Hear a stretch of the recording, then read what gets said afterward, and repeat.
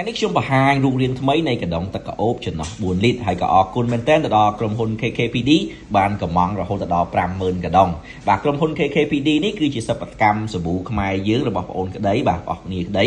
បានគ្រប់គ្រងក្រុមហ៊ុនរបស់ខ្ញុំបានកំងពុំច្រើនមែនទែនជាពិសេសគឺគាត់គ្រប់គ្រងផលិតផលក្នុងស្រុកការផលិតក្នុងស្រុកសូម្បីតែសិប្បកម្មសាប៊ូរបស់គាត់ក៏ផលិតក្នុងស្រុកផងដែរអញ្ចឹងបងប្អូនទាំងគ្នាជួយគ្រប់គ្រងទាំងអស់គ្នាបាទអរគុណច្រើននេះគឺជាការផលិតផ្ទាល់នៅក្នុងរោងចក្ររបស់ខ្ញុំបាទអញ្ចឹងសម្រាប់បងប្អូនដែលចង់បានរូបរាងថ្មីបាទចង់បានម៉ូដបាទចង់បានបែបណាគឺយើងមានទទួលធ្វើពុំថ្មីនិងការផលិតជូនបងប្អូនទាំងអស់គ្នា